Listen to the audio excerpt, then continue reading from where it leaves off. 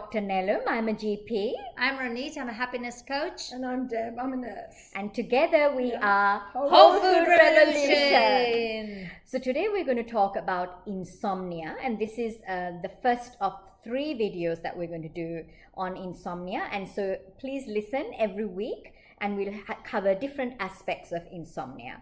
So insomnia is very common. 1 in 2 people in their lifetime will experience insomnia. That's a lot. Yeah, that is a lot. So I suppose we were talking about this, weren't we? And this morning we were talking about how common it is to struggle with sleep. And Deb, you were saying Struggled a lot last night. Yeah. Just couldn't get to sleep.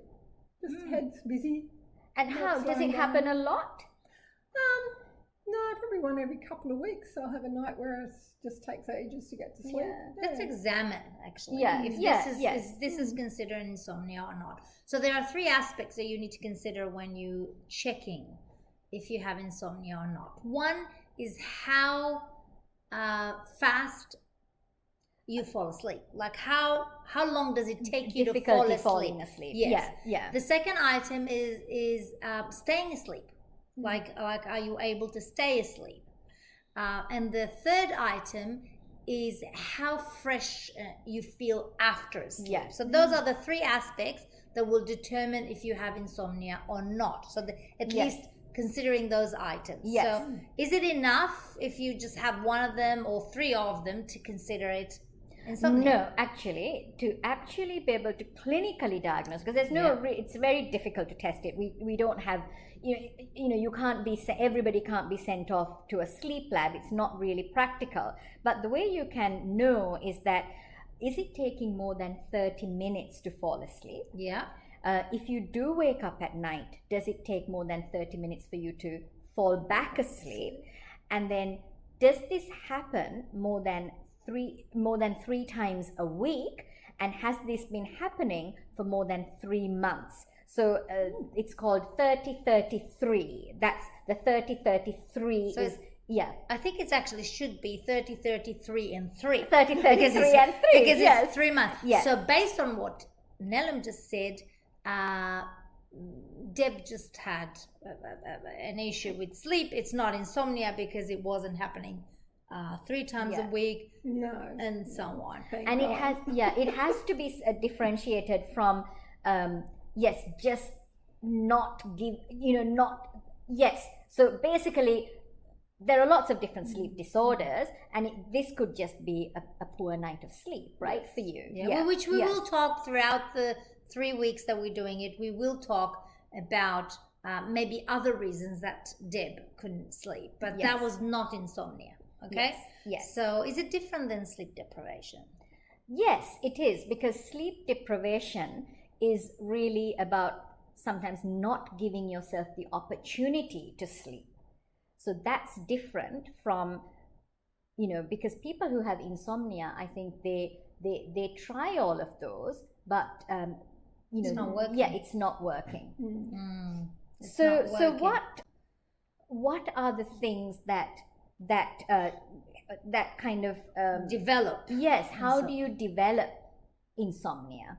So the one thing is, there's sometimes it's a predisposition, which is like something like a genetic, that if sometimes you have your family members, like your parents have always slept badly, they have insomnia, then that might be you as well, that you have a genetic trait or a familial trait that predisposes you towards having insomnia. Yeah, one very, very common is stress. It's basically your mind is occupied, you're worried, you're going through grief, or worry about things that are happening in your life. So it's basically an emotional struggles that you can't quiet the mind. Yes. And let it rest. So it's almost like you can't rest because your mind is occupied. And I think that's called like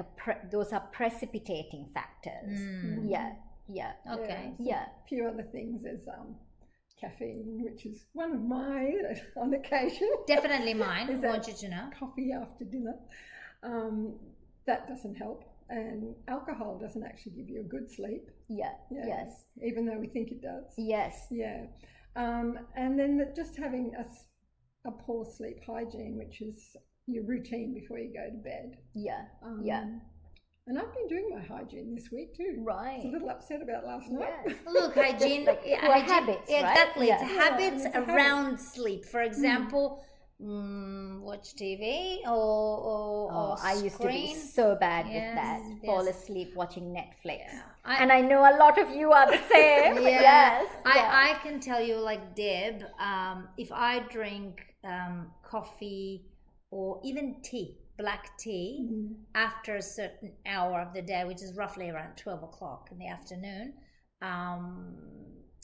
that's People it. say that. Apparently caffeine has an 8-hour half-life. It's no 10. It's 12 hours. 12. Oh, okay. So, I thought we're doing walker. On that note, every week for the next twice a week over the next 4 weeks, there's a post about sleep in all of these areas on the Facebook page. So just have a look. Keep watching. We're covering a lot of aspects of sleep. Yeah. So okay. So 12 hours, which means that when you're drinking something with caffeine, it might take 12 hours for it to get out of your system. Yes.